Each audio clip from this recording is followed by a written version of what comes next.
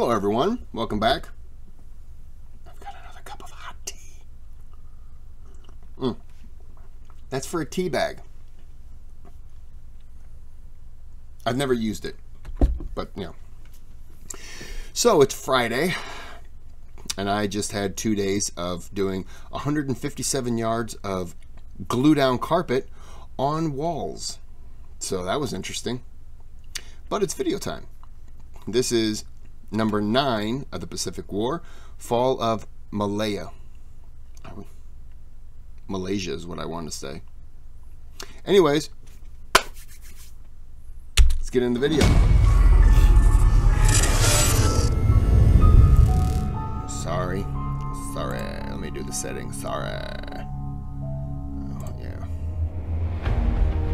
We have been following the Malayan campaign since the start of the war, seeing the British Empire continually prove that it was hardly prepared to defend its eastern possessions. After many lost... To be fair, England kind of had some other stuff going on around the heartland. So, you know, I can understand why they weren't really spreading things out to fight all over the world. You know, I think we can all understand that one. Also, Japan is devastating. So, you know. Battles and desperate rearguard actions. Sorry. Does this mean he's a 4-star, like, general? 4-star general? I'm guessing. Last week, the complete pullout from Johor was finally ordered, signifying the fall of Malaya as the British defenders retreated into Singapore to protect their so-called eastern fortress, called the Gibraltar of the East. The situation thus looked bleak for the empire in which the sun never sets, with the rising sun looking like it could menacingly replace their hegemony in the east. But before that, the British defenders were determined to offer as much resistance as they could in Burma and Singapore, so the stage was set for one of the most important battles of the Pacific War. Weird kings and generals have a problem with many accounts across dozens of platforms. They have to be secure, so we use different passwords, which previously led to confusion and slowdowns. Thankfully, the sponsor of this video I have a stupid question. Why is Japan called the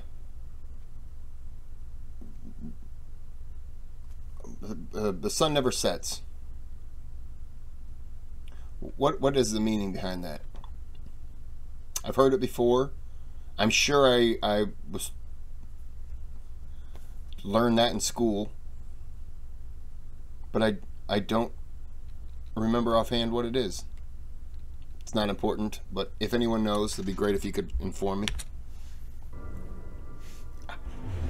Since we've last seen, the American defensive lines in the Philippines had been completely pierced by the determined Japanese soldiers, forcing the defenders to retreat to some new positions on a rearguard line that stretched between the coastal towns of Arayan and Bagak.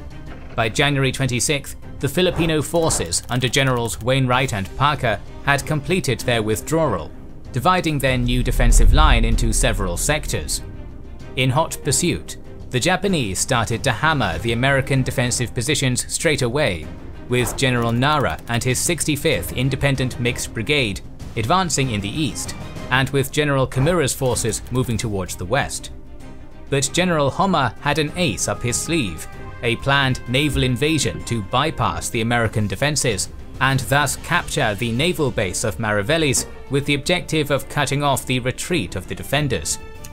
2 battalions from the 20th Regiment were thus appointed to land in small and isolated inlets, and then fight their way over sharp cliffs and points rising from the sea.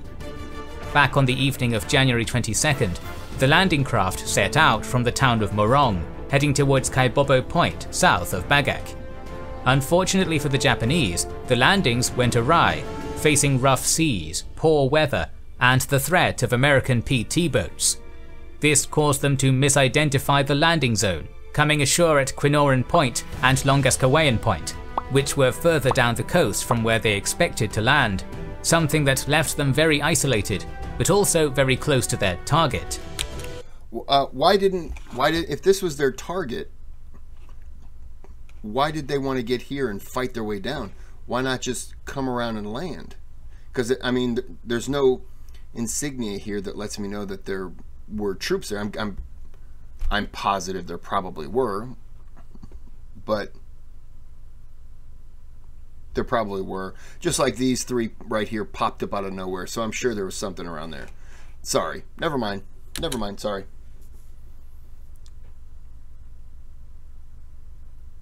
Thus, the Battle of the Points had begun. On the morning of January 23rd, American naval lookouts saw some 300 Japanese soldiers moving inland from Longaskawayan Point. A combination of sailors, marines, and soldiers then rushed to dislodge the Japanese invaders, but thick jungle impeded their advance.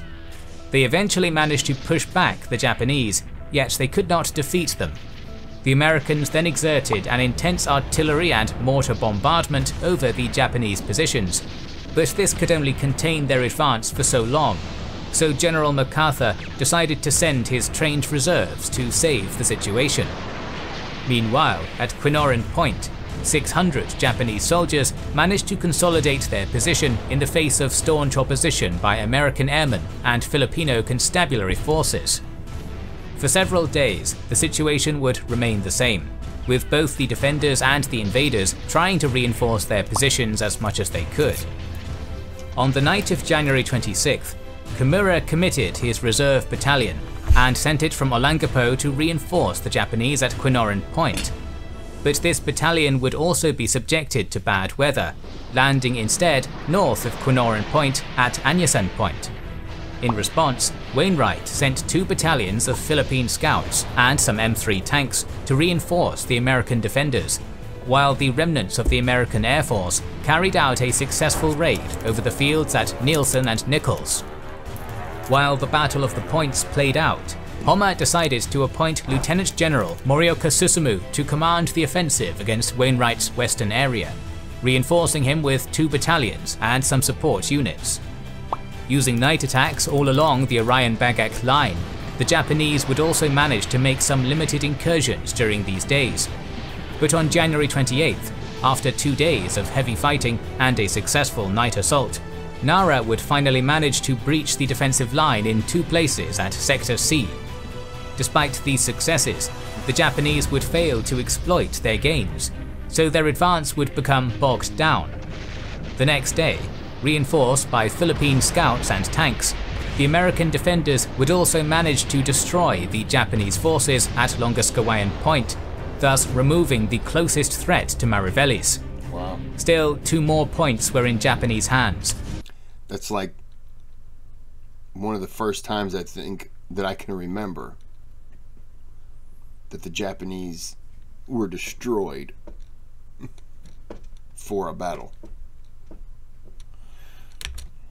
My chair. And they would continue to menace MacArthur's plans until they were removed. Now we turn to Borneo, where the Japanese forces were continuing to consolidate their gains on the island. Since the fall of Kuching, the remnants of the Punjabi battalion that were sent to defend British Borneo had retreated to the airfield of Singkawang II, joining a garrison of 750 Dutch soldiers. There, Colonel Lane placed his battalion under Dutch command for the defense of the airfield, while the Japanese forces of the Kawaguchi detachment prepared to execute a land-based attack from the north and a coastal assault from the west. On January 24th, this attack finally came to fruition, as 5 Japanese companies crossed the border and started their advance on Singkawang. The following day, they had reached a village northeast of the airfield, where Colonel Lane decided to launch a swift counterattack on January 26th. Yet this attack was repulsed, and by night, the Japanese had launched a strong assault that had turned the flanks of the defenders. With the battle lost, the Allies started the evacuation of Singkawang II airfield on January 27th, with a VCL light tank and a Brat Overvalgen covering their retreat at the crossroads between the towns of Ledo and Sengao, thus inflicting heavy casualties on the invaders. Although the Overvalgen managed to retreat to Ledo with only pierced tires, the tank had to be abandoned and was later captured by Japanese soldiers. Yet despite their valiant efforts, they could not prevent 2 Punjabi platoons from getting surrounded and annihilated. By the evening of January 27th though, most of the defenders would reach Ledo and would establish new defensive positions there. Yet at the same time, the Japanese forces would land at Pamunket, capturing several coastal towns to the south and getting close to Benkejang, thus threatening to surround the Allied forces at Ledo. This forced the defenders to retreat further east to Sangao and Sintang, then fighting a series of rearguard actions until January 31st, when the Allied forces would finally decide to pull back to the south coast of Borneo, where they would start to fight guerrilla warfare. And on the other side of the island, the Kume detachment had crossed the Duandang River by January 29th, getting very close to the oil fields of Sangasanga. Back on January 24th, some 300 Dutch soldiers under Captain Montero had started the demolition of such oil fields, leaving behind 80 men to delay the Japanese advance, while Montero retreated towards the town of Samarinda. These 80 men were then engaged by the Kume detachment, getting completely pummeled and retreating in disarray towards Lower Jinan. After the fall of Sangasanga, Montero decided to raise Samarinda and move his headquarters to Lower Jinan by January 31st, where he was planning to execute a long-term delaying action of the Japanese advance along the Mahakam River towards the Samarinda II airfield. But this week would also see the launch of a very important operation within the Dutch East Indies campaign, the invasion of Ambon. Ambon Island had always been the political, economic and military centre of the Moluccas, so it was natural that it held strategic importance for the Japanese. 2 battalions of the 38th Division, under Major General Ito Tekio, were appointed to carry out the Ambon operation, later reinforced with an additional battalion prior to the start of the invasion. The Eastern Detachment would be supported by an important fleet, primarily consisting of 2 cruisers and 14 destroyers, led by Rear Admiral Takagi Takeo. The Japanese planned to land on the east coast of the southern peninsula of Ambon, where the Allied defences were considered weak, so that the invaders could catch and destroy the main force of the defenders and promptly seize the strategic points of the island. Furthermore, Takagi also planned to land a regiment of SNLF Marines to capture the Laha airfield. Meanwhile, the Dutch countered with the Moluccan Brigade of Lieutenant Colonel Joseph Capitz, totaling some 2,600 men, and on December 17th they had been further reinforced by the Gull Force, consisting of around 1,100 Australian soldiers under Lieutenant Colonel William Scott. They had started to suffer heavy bombardment by Japanese aircraft since January 24th, in preparation for the invasion to come. 3 days later, the Eastern Detachment departed Davao, heading towards Ambon, and on January 30th, the invasion convoy was discovered by a Brewster Buffalo bomber, although no air attacks were conducted. By nightfall, the convoy had entered the Hitulama anchorage, and on the early morning of January 31st, the Eastern Detachment began to land on the shores of Ambon. Following the landing, Ito ordered his men to push ahead and advance towards the city of Ambon across the steep mountains. Thus a Japanese battalion quickly took the strong positions near Paso and Batugong and then advanced towards Ambon and Halong by February 1st. While look at the way Japan attacks and they just move forward. They just keep moving forward. And when they get bogged down for a little bit, they're not bogged down for very long before they think of how they're going to attack. And they're always getting you on your heels. You're always retreating. You get to a point where you think, okay, and they hit that and you retreat again. They're just so vicious. It's, and I'll say it again, it's shockingly impressive how when they're determined, they are tough. They are tough. I mean, they don't care when they're going somewhere. They don't care who's on that island, what country. If they've said we're taking that, they don't care who's there. American, Australian, Dutch, Britain, they don't care. I'm just, and I apologize. I'm not saying a whole lot because there's a lot of this I don't know, but like I'm just blown away with how they fight, how they move, and it seems like even though these 3 units they're spread out, they're all on the same page with what they're trying to do. They're spread out, but they're still working together. Maybe I'm the, maybe that's just me on that one, but it is just amazing to me. The rest of the detachment, aided by air and artillery support, overran the Dutch forces on the coast and advanced directly on Ambon in 2 columns. With most of his defences designed to repel attacks from the north and west, See what I mean? Capets could do nothing to help his desperately retreating forces. Furthermore, at noon on January 31st, the Allied communications were cut, so Capets could not communicate with the 400 Australian defenders. This one right here, he was up here, he just marched right on down, and I don't know how much longer this guy's going to be here before he takes off. You got 2, I'll say, units, and I'm sure they're probably not that size. They're going to run too. I mean, at Laha, which were being attacked by SNLF Marines. On the early morning of February 1st, the Japanese would finally consolidate at Paso, and Ito would manage to capture Ambon at last, forcing Capets and some 800 Dutch soldiers to surrender at Halong. But the Australians kept fighting on, successfully repelling the Japanese invaders at Laha and on the Nona Plateau, yet will continue to cover their heroic defence next week. Now, we finally return to Malaya, where the British forces were starting to execute an orderly retreat towards Singapore, with the Australians withdrawing down the Trunk Road and with the 9th Indian Division moving down the railway.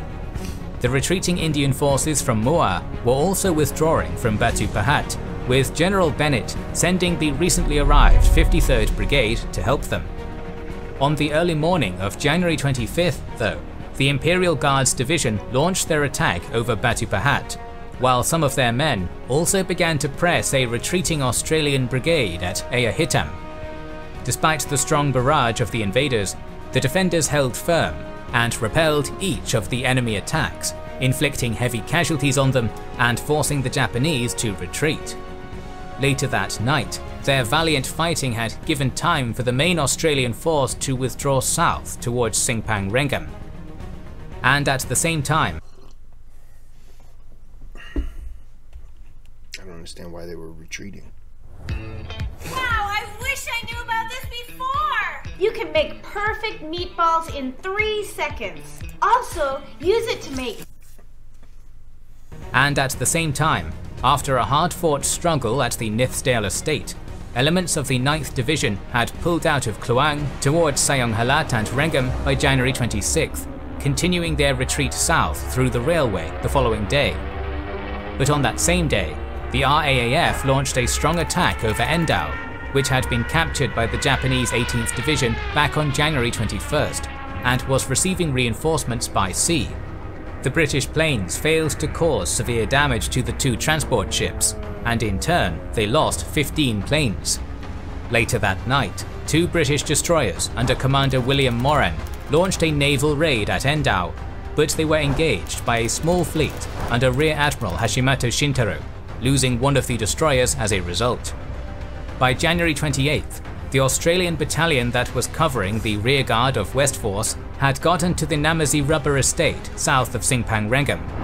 Yet this position was hardly ideal, as the extensive rubber plantations to the east of the Trunk Road offered the Japanese the chance to outflank the positions of the defenders, and this was exactly what the invaders would do. After launching an initial frontal assault against the Australian defensive lines during the morning, the Japanese would then attempt by midday an outflanking movement to cut the Trunk Road, and this was also what Lieutenant Colonel Frederick Blackjack Galligan was expecting. Launching a strong and decisive counterattack with armoured cars, the Australians inflicted heavy casualties on the Japanese as their enemy retreated in disorder. Wow. Only the employment of toxic smoke bombs managed to save the situation for the defeated invaders, causing enormous anguish among the Australian soldiers that inhaled the gas. In the end, though, the battle was a huge success for the defenders, restarting their withdrawal southwards only a couple of hours later. The following day, they had gotten to the north of the town of Ayabemben, where they were again engaged. I understand a tactical withdrawal is still a strategic benefit. And I understand when they attack you when you're withdrawing and you're able to fight them off and kill, like just happened. Like what just happened is a victory for that battle. But there's something about a withdrawal that I don't like. But I understand they're facing too many Japanese. I get it. But it's like, it feels like that's all they're doing. And as I said earlier, if I'm in that same position, I'd probably be withdrawing as well. So maybe I'm just pausing the video to bitch a little bit, but at the same time I'd be doing the same thing. So what am I really saying? By the fast and tenacious Japanese soldiers. In the meantime, Indian forces got to a roadblock close to Sengarang, while the 53rd Brigade advanced from Bennett to occupy Rengit in an attempt to help the Indians. Yet the 53rd would be defeated at Rengit and would have to retreat, forcing the Indians to get evacuated by sea towards Singapore. Okay. With only the depleted 53rd and the 28th Indian Brigade holding the west coast, Percival would have no other choice but to deploy the still resting 11th Indian Division, now under Major General Berthold Key, at Skudai on the Trunk Road. But to the east, by January 27th, the Indian Division of General Barstow had gotten south of Layang Layang, where they found out that the railway bridge had been accidentally demolished, thus separating the 22nd Brigade from the 8th Brigade up ahead and leaving them without communications. The following day, the misfortune of the 22nd Brigade increased, as they ran into a Japanese blockade over the railway that took them by surprise and managed to kill Barstow. This left Brigadier George Painter in charge, and he now faced a difficult decision whether or not to attempt an encircling movement around the enemy to continue his retreat. In the end, he chose this jungle exit, but after following a track through the jungle, the passage abruptly ended, leaving the Indian battalion with no other choice but to continue through the jungle without a compass. After 4 days of jungle trekking, they got north of Sedanag, but they were met by another Japanese force of the 5th Division that finally forced them to surrender. Meanwhile, the Australians under Galligan continued to offer ferocious resistance at Ayabamban against the Imperial Guards Division, then retreating after a couple of hours to the vicinity of Kulai. They held this position across January 30th without giving any more ground and inflicting many losses on the enemy. The precious time that they bought allowed the rest of the Australian forces to safely retreat towards Singapore, and by January 31st, the last British unit crossed the Causeway Bridge at Johor Bahru, finally abandoning the Malayan Peninsula. After blowing up the causeway behind them, the defenders began to establish positions across Singapore, concluding the fall of Malaya at long last. This has been all for this week, and this has been a very eventful week indeed. Wow. I'm impressed. I think I've said that almost every single week. I'm impressed. It's amazing how fast they move. Okay, well, I'm gonna end this here. I'm not gonna start praying to them. They're impressive. I wonder how it ends. We'll cross that bridge when we get there. But right now, like and subscribe. Give it a thumbs up. That's the like part, yeah. And then drink some tea when you watch this video.